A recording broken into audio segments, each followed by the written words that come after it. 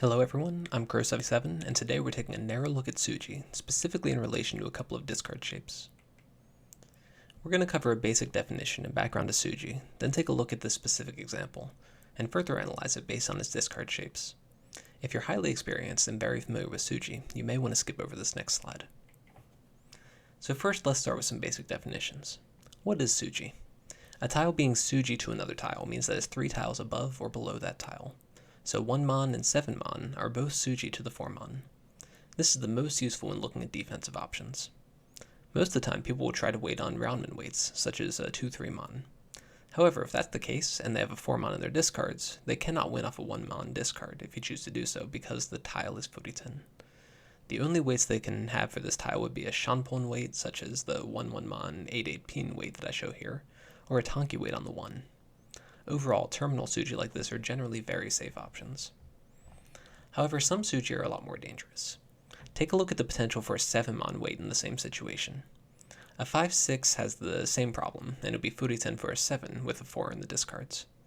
However, that still leaves the 6-8 mon, 8-9 mon, 7-7 mon Shanpon, and a 7 mon Tanki. We can easily see that this is much less safe than the first example. Because of this, we'll often look at tiles surrounding the Suji tile as well. If there's a bunch of 8 mon in the discards, for example, it makes the 6-8 mon Kanchan and the 8-9 mon Penchan much less likely. So now let's take a look at the hand in question.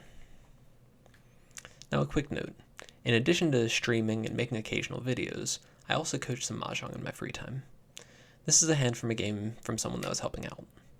That said, I don't necessarily agree with pushing several of the tiles up to this point, but I want to focus specifically on this turn. What would you discard, and why? Our Shimo-cha has some very interesting shapes going on.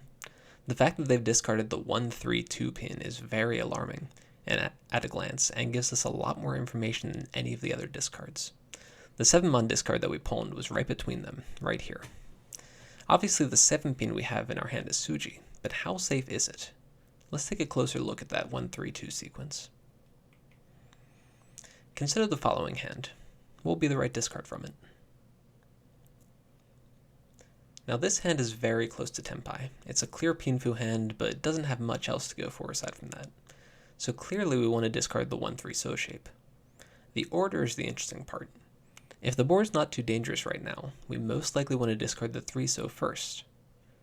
This generally gets the more dangerous tile out of the way, so if we have to follow up after someone reaches, we have the safer of the 2 tiles in our hand. Compare that to this hand, however. Instead of the good overall shape from the last hand, we have a 4-6 pin and a roundman with the 1-3 so. In this case, discarding the 1-3 shape still makes the most sense, since the 4-6 pin can improve by drawing either a 3 pin or 7 pin, but the order should change. Discarding the 1 so first allows us potential to draw the 4 so as well, and discard the 4-6 pin to improve our overall shape. Obviously this sort of thing is affected by what safe tiles are on the board and what other Ryaku you might have. This is a pretty good rule of thumb to go by. So how does it affect the example that we looked at in the last slide? Let's take a look at that again. Here it looks like our Shimo-cha attempted this exact sort of maneuver by discarding the 1 pin, then a Tadashi 3 pin. However, I would assume that the 2 pin was drawn after the 1 was discarded, and that the maneuver failed. A Furitan Ramen weight is generally worse than keeping a Kanchan. This means that it's most likely at least one bad shape in our Shimo-cha's hand at this point. Anytime we see a Tadashi 3 after the Tadashi 1, we can assume that this maneuver failed. Otherwise, we would never see the 3 to begin with. It would be kept in hand as part of the new shape. Even if we assume that they have 1 roundman and 1 Kanchan at this point, the odds are still probably about 60 or 70% that they're waiting on either a Kanchan or a Shanpon or a Tanki weight, since the roundman is a lot more likely to improve than the Kanchan. Looking at the board as well, we can only see 1 6 pin and 1 8 pin. The 6-8 Kanchan seems to be very possible, and sure enough, the 7 pin dealt into a Mangan hand. This is what our Shimo-cha's hand looked like when they decided to discard the 1 pin. It's not quite as clear as the obvious example that I gave prior, but we can see that at least one bad shape is here that they want to improve, the 6-8 pin Kanchan. Even if they give up the Ipeco by changing it, it will be replaced with Pinfu, and so that combined with the more open weight means that the loss in hand value is mostly insignificant. So to summarize, that means that generally speaking, when a player discards the 1 first from a 1-3 shape, they're more likely to have shapes in hand that they're still looking to improve. If they discard a 2 or reach soon after, then it's highly likely that they're still on a bad weight, and Suji is not as reliable as it would be otherwise. Conversely, if they discard a 3 and then a 1, we should be a lot more likely to trust that the Suji are safe, since it seems to be indicating that they're not looking to improve their hand at all. Now there is one more example I want to take a quick look at too, in regards to this sort of Suji read. If you have this hand here and draw the 2-so, what would you discard? The answer is typically the 5-so here.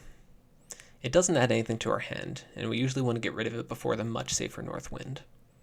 It doesn't even have value as a floating tile here. There's no chance of Sanshoku improvement, and the rest of our incomplete shapes are already Ryeonmen. Subsequently, when the tile improves, when the hand improves again, the safe tile will be discarded, often with declaring reach. As it turns out, this line of thought's pretty common, and I'm sure you've seen people declare reach by discarding that safe tile on more than one occasion. However, players only really have the luxury of holding onto a safe tile for that long when they have otherwise good shapes in hand. Otherwise, if they're pushing and trying to win the hand, they'll usually discard the honor tile earlier to make it more likely that their floating tiles can then improve their hand and their weights. So similar to discarding the 3 and then the 1 in our 1-3 example, discarding a safe honor as the reach tile will typically indicate that the weight is a Ryeonmen, and as such, Suji is a lot more safe. Once again, this is hardly a hard and fast rule, but it is something to keep in mind if you're considering whether or not you can push into someone else's reach. Thanks for watching. As always, if you have any feedback, questions, or topic ideas, please leave a comment below or email me at this email address.